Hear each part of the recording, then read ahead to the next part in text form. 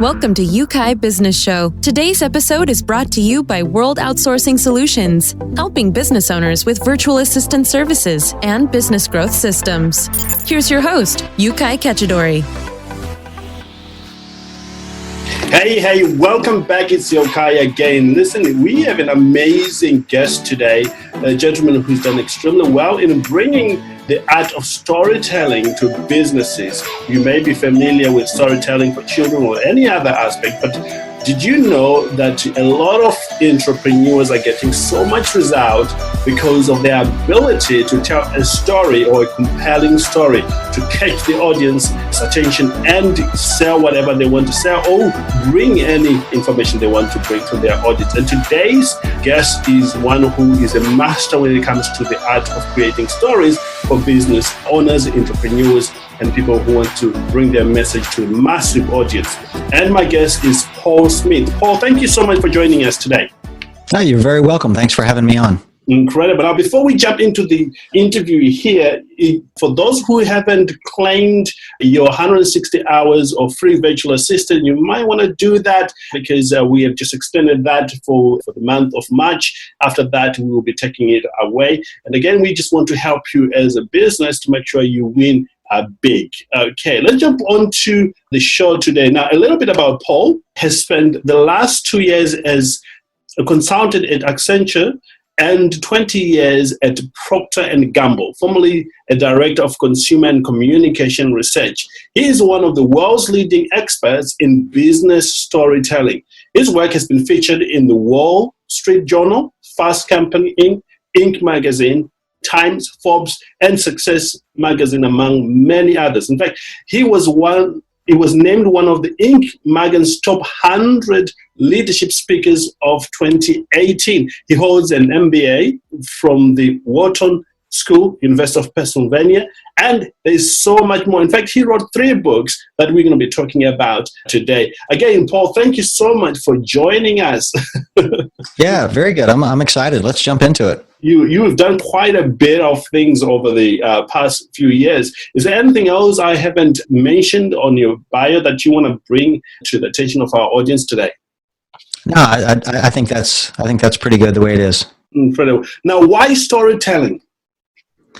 Yeah, so for me, I think it's my first interest in storytelling came probably 8 or 9 years ago, just as I was still working at Procter & Gamble, and I just noticed that the leaders that I admired the most and that I wanted to work for and kind of be like when I grew up in the company were fabulous at telling stories. And I recognized that that's not something that they taught me in business school. They didn't teach me that when I joined the company at New Hire College or anything. And so I just kind of set out on my own personal learning journey to learn about how to be a better storyteller. And I ended up interviewing CEOs and executives and founders and salespeople and marketers, engineers at companies all over the world. And at this point, I think I'm up to maybe 270 or 80 different people I've interviewed. And I mean like in-depth, one-on-one, 2-hour-long interviews with these people, these leaders. Right. And in each of these interviews, I'm asking them, to tell me, what situation they're in when they're telling a story, what story did they tell, and did it work? And each of these leaders has told me probably 8 to 12 different stories. And so if you do the math, I've literally documented 2,000 or 3,000 different business stories. Wow. And what that's allowed me to do is to reverse engineer my way into what makes for an effective business story and what doesn't. And that's what's become the content of the books and the training courses I teach and the coaching I give executives is really how do you use the art and the science of business storytelling to help you be more effective. Incredible. And it's now proven that, this is very effective in getting people's attention or, putting your message across to others. Tell us some examples of where storytelling is used successfully by business owners and entrepreneurs. Oh yeah, so it's all kinds of areas, everywhere from setting a vision to getting your organization committed to your goals to leading change in the organization or defining what you want the culture and the values to be in your organization, getting your group to be more creative and innovative, or inspire them to move to the next level of performance. So basically, anywhere you're doing what I think would look like leadership or influence. So the influence part would be like sales and marketing as well. So anytime you're leading people to either think or feel or do something different than they were before, storytelling is a great tool. But it's not always the best tool for you. Like if you're trying to manage a process or make a certain decision, I mean, there are lots of parts of running a business that don't involve leading people. But when you're doing something that feels more like leading people or influencing people to think or feel or do something different, that's where storytelling can really help you. Incredible, absolutely incredible. Now, for somebody who wants to develop this skill, because it's quite obvious, that you definitely need this skill if you're an entrepreneur or you're in leadership. What is the first skill anyone or any business needs to hone in for them to use this skill? Well, I guess the first thing is you have to recognize that storytelling is a legitimate business skill that it would behoove you to learn, right? Like nobody questions that marketing or finance or innovation development is a skill that you would need to have as an entrepreneur or a business founder or something. But storytelling just sounds like, well, that's the kind of thing you do in kindergarten, right? Or that's the kind of thing you would do in a creative writing class in college. Or, if you're going to be a fiction writer, you need to know how to tell good stories. But the truth is storytelling it's a legitimate leadership tool. And secondly, it's a tool that you can learn. I mean, one of the biggest mistakes I hear from people is the assumption that storytelling is either the kind of thing that you're either born with or you're just never going to have. And I don't think that's true at all. I mean, it's like music or art, right? I mean, there are definitely some people who are natural born musicians or artists. And by the way, I'm not one of them. But if I wanted to learn to, for example, play the guitar, right? What would I do? Would I just buy a guitar and wing it and just hope that someday I woke up and I'd be a great guitar player? Well, no. I would go take lessons from a guitar teacher. I'd go take lessons from an expert, somebody who knows how to play the guitar. And after a few months, I might not be an expert, but I would probably be able to strum out a few tunes on the guitar, right? And if I kept at it for months and months and years, I would eventually get really good. Now, again, I may not ever be the world's greatest guitar player because I don't have that natural talent, but you can learn music and art, even if you're not naturally gifted at it. And storytelling is the same way. Some of us are naturally gifted storytellers, and some of us are not. But if you're not, it's okay. You can learn it just like anything else. You just need to, buy a book, take a training class on it, so take it seriously as a skill that you want to develop and learn from an expert. And that's the first thing you need to do. Incredible, absolutely incredible. You just answered my next question there, that you can learn this. In fact, like marketing, not all of us are born with a marketing skill. You just have to learn, put your head down and get things. If not, reach out to people who are masters at it. They will coach you along the way, I'm sure. Yeah, so well, I'll go one step further and tell you the few things that I think are important. The first few things that I think are important in storytelling. The first one is to recognize when you need to tell a story. Right. Right. So, because it's not all the time. And like I said, there's some places like setting a vision or leading change or whatever. And when you're in one of those situations, recognizing that, gosh, this would be a great time to tell a story and figuring out what story you need to tell. Because it's not just any story. You can't just, this is a great situation to tell a story. Well, I'll tell a story about my last vacation. Yeah, that would work. It doesn't work that way. And I'm constantly surprised that, I get people call me every week and say things like, hey, I've got this big speech next week or a big sales call on a new client or whatever. Have you got any good new stories I could tell? And I just laugh. I'm like, that's not how it works. Like, how could I possibly recommend a story to you not knowing what you're trying to sell or what your communication objectives are or who your audience is? I mean, it's not like telling a joke, right? The story, you need to choose the right story to tell because that story will teach the lesson that you want to teach in that moment. So it's not just telling any story at some point in time, it's telling the right story. So story selection is the first thing that you have to get right with telling a story. You have to choose the right story to tell. And this is something that you cover in great detail on one of your online courses, which anyone can get access to at the moment. How to tell when to tell this story. I was looking at some of your programs, and you wrote a good book here about lead with the story and all that covered in detail.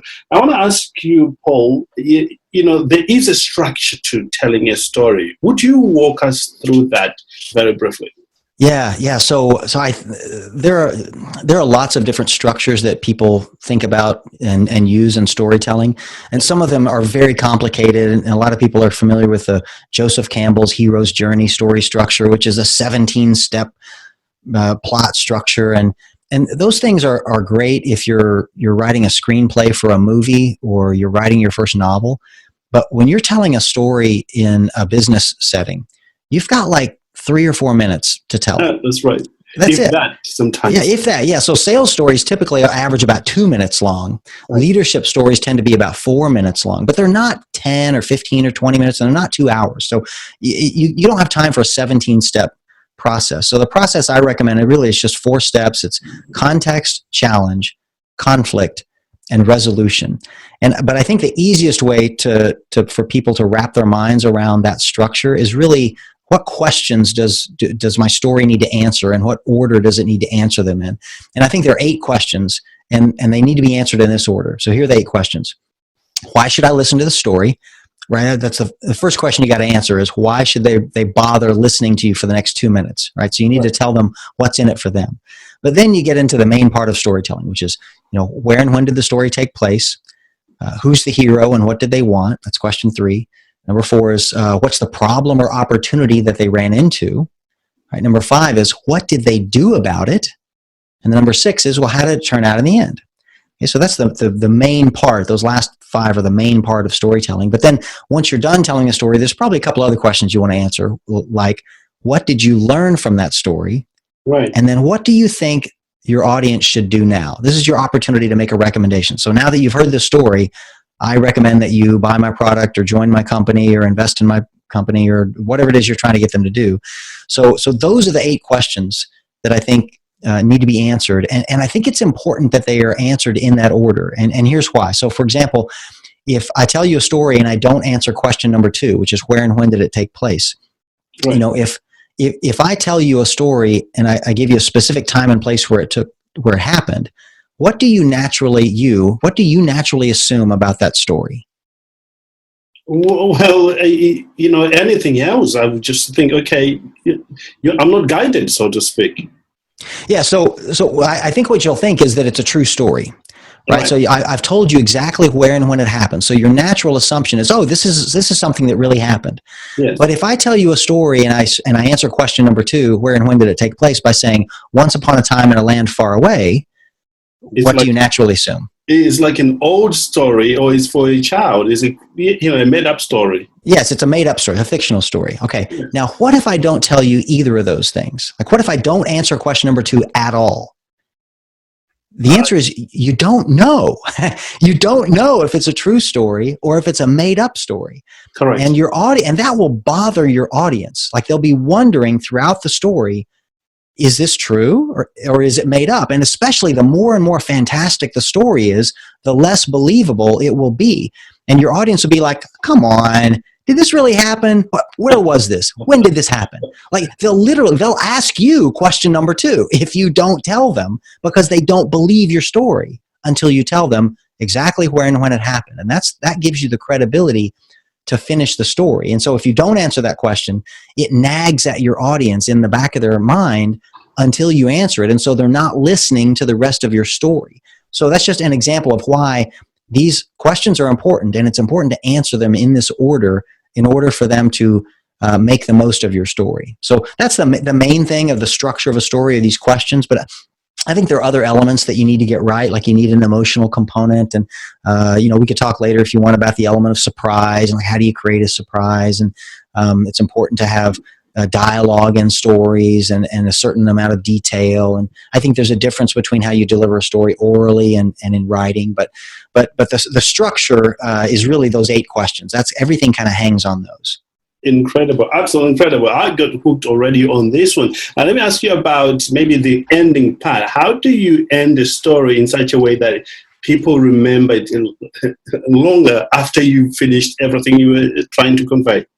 Yeah, so that's a great question. So the thing that makes stories memorable is especially, there are a number of things, but one of the best ones is to have a surprise ending. Right now, everybody loves a surprise ending in a movie or in a book or something, but that's not why I'm suggesting it. It's not just because it's more entertaining, even though it is. That does make it more entertaining. But having a surprise ending literally makes your story more memorable, and here's why. Because it turns out that human memory formation doesn't happen instantaneously like a digital camera takes a picture. It happens more like old-fashioned film cameras. You know how you used to take the film to the dark room and develop it over, an hour or two. Yeah. You may not be old enough to know that, but that's how pictures used to be taken, right? So right. It turns out that human memory really forms that way. It's slower. So once something happens, it might take a few seconds to a few minutes, sometimes to a few hours, for the memory to form in the brain. And it turns out that there are things that can either interrupt the memory, and by the way, psychologists call that the memory consolidation process. Right. There are things that can interrupt that process, like if you get in a traffic accident or you're playing football and get your head hit and you get a concussion. It can interrupt the memory consolidation, and that prevents memories from being formed. And that's why people who have a concussion often can't remember what happened in the accident, because right. it damaged their brain while they were in that memory consolidation period. But things can enhance it as well. So like caffeine that you had in your morning coffee. Caffeine actually enhances the memory consolidation process. It makes you remember things faster and more efficiently. Well, something else that enhances the memory consolidation process is adrenaline. Just a little bit of that hormone, adrenaline, in your system makes you remember things better. And that adrenaline gets released in your system when you're either frightened or surprised, right? So a surprise ending literally releases a little bit of adrenaline in your system that makes your memory of what just happened in the story better. So a surprise ending has a practical purpose in a business or leadership story. And it's that it literally helps your audience remember the story and the lesson that they learned at the end of the story better. Okay. So, there's a simple technique to create. You can create a surprise ending in just about any story. And I'll just demonstrate that to you here real quickly. Incredible. So young boy named James, 9-year-old kid, James, he's in the kitchen with his mom and his mom's sister. All right. While mom and auntie are at the table having a cup of tea, James is standing at the stove watching the tea kettle boil. And he's just fascinated with it. He's watching the jet of steam come out the top of the tea kettle, and he's got a spoon and he holds it up there right into the jet of steam. And of course the steam condenses into little drops of water and it's running down the spoon and dripping into a cup. And he's just watching this cycle go over and over and over again, the steam, to water cycle. She's like, James, go read a book. Go do your homework, or ride a bike, go do something, right? Aren't you ashamed of yourself just wasting your time like this, standing at the stove watching that tea kettle boil? Well, fortunately, young James was undaunted by his mother's admonition, because 20 years later, at the age of 29, and in the year 1765, James Watt reinvented the steam engine, ushering in the Industrial Revolution that we, of course, all benefit from today, and all based on a fascination with steam that he developed at the age of 9 in his mother's kitchen, right? Now, the first time I read that story, it was in a book titled James Watt, written by Andrew Carnegie in 1905. And so it was a biography of James Watt, the inventor of the steam engine. So, of course, it was no surprise to me that the story in chapter 1 about young James was about James Watt, the inventor of the steam engine, because the whole book was about James Watt. But to you and anyone listening to this, it was a surprise, unless you're like a total history buff, right? And why were you surprised? And it's just because of one thing. Because I didn't tell you his last name until the end of the story, right? I took something important that should have been delivered to you at the beginning of the story, right? Like normally, if I were to tell you that story, if I told you the story the way it was told in the book, it was, hey, James Watt, when he was 9 years old, was in the kitchen with his mom, whatever. And you would know it was about James Watt. But I didn't give you his last name, and I removed that from the beginning of the story, and I didn't give it to you until the end of the story. And what that did was, it presto created a surprise ending. So you can do that with just about any story by taking something important from the beginning of the story and not giving it to your audience until the end of the story. Make sense?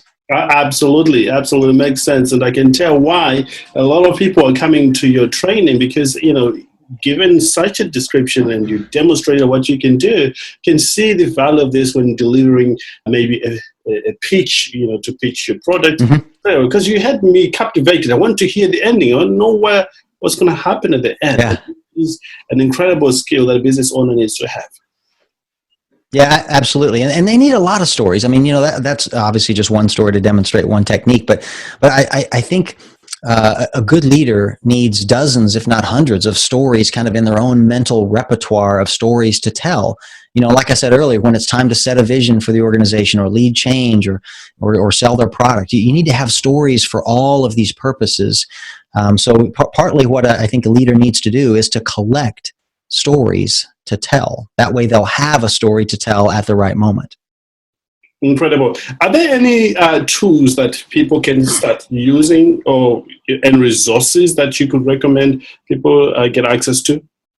Yeah, so, all of this obviously is spelled out in my book. So that the best place to go for learning how to craft stories is actually my most recent book, which is Sell with a Story, because that's where I lay out the 8 questions that you need to answer, the elements of surprise, and I give that example of how to create a surprise and emotion and all those things. So there are a lot of different tools and techniques that are spelled out in the book Sell with a Story.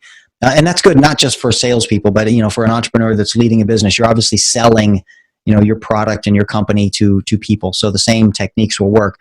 But what you'll also find in that book is a list of the type of stories that you need. Right. So you'll need a story to explain the problem that your product or service, solves. You'll need a story to help you negotiate price sometimes, or to create a sense of urgency to close the sale. In the Lead with a Story book, there are examples of stories to help set a vision or lead change or whatever. So the books will also help you know which stories to tell and give you examples of those stories. But there are probably some other pretty cheap and free resources. If you go to my website under my services, there's a number of online courses that are either free or very inexpensive to take to learn your way through this. And then when you're ready for a real full investment of a day for me to come in and teach your whole company how to do this really well, I'm happy to do that also. Incredible. Absolutely incredible. Love, what I'm hearing. If you've just joined us, I'm talking to Paul Smith, who is a master at storytelling. In fact, he's been doing this for the last 9 years, helping entrepreneurs all around the US, and of course, reaching out here across the pond in England, helping business owners become masters in creating stories that sell, stories that resonate with people, that gets people to take action. Paul, is there anything else I haven't asked you around storytelling that you wish audience, maybe startups or people do when it comes to storytelling? Well, if you'll indulge me, let me give you an example. I mean, I told you the story of James Watt, but let me give you one example of a story to help sell a product that might be surprising and help your audience see the connection between a storytelling and accomplishing something like that. So the example I'll give you is actually something that happened to me personally. So a few summers ago, my wife and I were at an art fair, and she was looking for a picture for our son's bathroom at home. And we got to this one booth of this underwater photographer, a guy named Chris Goog, and he just takes these mesmerizing pictures of underwater sea life, like sea anemones and sea turtles and sharks and coral reefs and all this stuff. And she was getting attached to this one picture that to me looked about as out of place as a pig in the ocean. And, Right. and the reason is because, well, it was a picture of a pig in the ocean, literally. And I just thought, well, that's just, I laughed just like you did. I mean, that's just the silliest thing, right? Pigs don't live in the ocean, right? So why would there be a picture of a pig in the ocean? Right. Well, so I asked the guy, and that's when the magic started. He said, oh yeah, Paul, it was the craziest thing. He said, that picture was taken off the coast of an uninhabited island in the Bahamas called Big Major Cay. And he said, apparently what happened was a few years earlier, a local entrepreneur decided to raise a pig farm for bacon, I guess. And he found out that there was this uninhabited island where he could keep the pigs for free. So, of course, he's a money-conscious guy, so he puts the pigs out on this island. And he said, but look in the picture, look up there behind the pig up on the beach. what do you see? And I kind of squinted and I looked and I said, well, the only thing I recognize up there are cactus, right? Cactus plants. And he said, yeah, that's a problem. Right? Pigs don't like cactus. Right? So literally there was nothing for them to eat on the island. So the entrepreneur wasn't that smart. He hadn't thought very far ahead. So it was cheap. It was free to keep them there, but there was nothing to eat. So, well, they got lucky because it turns out a local restaurant owner on one of the neighboring islands every night was boating his kitchen refuse, the leftovers, over to Big Major Cay and dumping them a few dozen yards offshore. Well, the pigs can smell this food out there floating in the water. And eventually there's no food there, so they get hungry enough, and the pigs don't naturally swim, but if you get hungry enough, you'll do anything, right? So one little pig finds his way, dog paddles or pig paddles his way out and finds the food, and then another little pig, and then another little pig. And he said, here it is 2 or 3 generations later, and all the pigs on Big Major Cay can swim. And so he said, when I got there, it was so easy to take the picture. I just leaned out of my boat, and I just leaned my camera over there and took a picture of this little happy pig that was swimming up to my boat because he thought that I was the guy from the restaurant with some food, right? So, of course, at that minute, I'm like, okay, we'll take it, right? Sold. And I had my credit card out, and I want this picture. And just ask yourself why I bought that picture. I mean, 2 minutes earlier, I thought it was just a stupid picture of a pig in the ocean that made no sense at all. But 2 minutes later, after hearing a story, I had to have it. Right? And I had to have it because I wasn't just buying a picture anymore.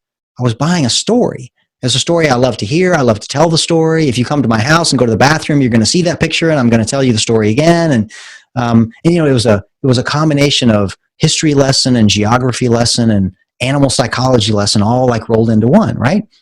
So the story literally added value to the art that he was selling.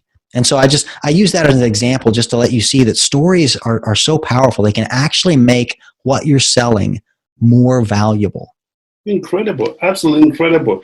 I cannot run away from the thought that you have to have a particular mindset to be in a position to sell a story or to tell a story. Is that the case? A particular mindset. Well, yeah, I suppose there is a mindset to it, and it's just a conversational mindset. Right. Like when you're making a sales pitch, we all get into this mindset of I'm going to tell you the 5 reasons why you need to buy my product, and I'm not going to shut up until you tell me you're going to buy my product. And you're in this very aggressive sales mode. Or if you're trying to lead an organization, say, look, there are 3 things I want my organization to accomplish this year, and here are those 3 things, and I want to see perfection. And you're demanding, and you think that's what it means to be a leader. Well, storytelling, yeah, it's a very different mindset. The mindset is, hey, let's have a conversation. Let me tell you about something that happened one time, and there's no pressure. I'm just going to tell you a story about something that happened to somebody, and then you, as the audience, are going to decide what to do about that. Wow. You are going to learn the lesson from the story instead of me beat it into your head. Instead of me bossing you around and telling you what to go do. I'm just going to tell you a story, and you're going to want to go do what I want you to go do without me even telling you to go do it. So yeah, I do think it's a different mindset. It's not an authoritative, demanding, sales pitchy type mindset. It's a casual, conversational story that you're telling. And so it's a conversation between friends. That's the mindset that you're in when you're telling a story. And so it's easy to do, and it's easy for other people to want to listen to because it doesn't feel threatening. It doesn't feel like you're bossing me around or you're trying to sell me something I don't need. You're just telling me a story, and they're enjoying listening to the story. Absolutely. So yeah, it's different. Absolutely, because people want to buy, but they don't like to be sold. If you find a way to balance it out, they will buy anyway, with good storytelling. Incredible. Now, I never want us to finish without giving our audience an opportunity to get to know you as an individual, as a business owner. What keeps you going in difficult times? Would you share with our audience? Yeah, good question. I guess I would say just that I love doing what I'm doing. I literally, the 2 things that I do, I write books and I teach people the art and the science of storytelling. And, in my old corporate job, I liked my job. And there were a few parts of my job that I really loved, and there were a few parts of my job that I really hated. I think that's true of most people, but the largest part of my job, I liked it, but I didn't love it. And with what I do now as an entrepreneur, I love all parts of my job. I love the research that goes into my writing the books. I love, keynoting and teaching leaders, how to use the art and the science of storytelling better. So I've chosen a career as an entrepreneur that I really love. And so I guess what I'm saying is I would do it even if I didn't get paid much. I got to get paid a little bit, or, I can't feed my family. But, who was it that said, if you choose a job that you love, you'll never work a day in your life, right? It doesn't feel like work to me because I love doing this. And that's what makes it easy for me to do, even when times are tough, even when, I'm an entrepreneur. So there are years when my sales go up and there are years when my sales goes down. And in the down years, I still keep doing it because I love doing it. Incredible. Well, Paul, thank you so much for sharing with us. And where can people find you or find some of your materials? Yeah, so my website's the best place to do that, and it's leadwithastory.com. Incredible. And over there, you get access to some online training, and also you can buy, I think, 3 books that I can see here. And there is a wonderful book there, Lead with a Story. If you're a parent, you can, just get yourself Parenting with a Story, where there are real life lessons, in character for parents and children to share. It's also incredible. And Sell with a Story there. Do you have any social media that people can connect you on?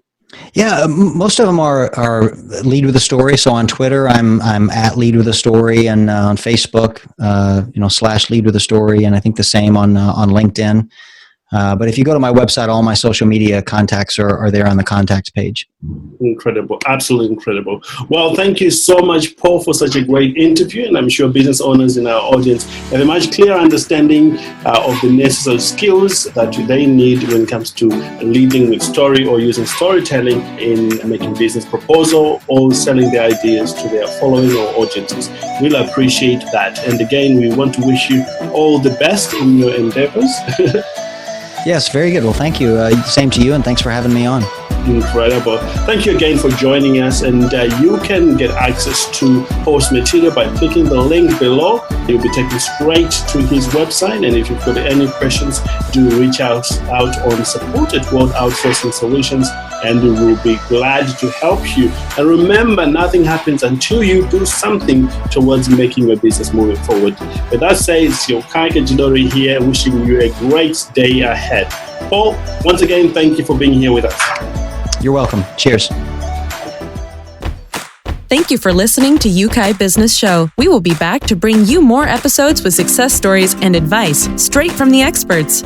Want more? Check out www.yukaibusinessshow.com. Get your free trial of our virtual assistant service today. Just visit www.worldoutsourcingsolutions.com. Quote WOS18 or send us an email at support@worldoutsourcingsolutions.com.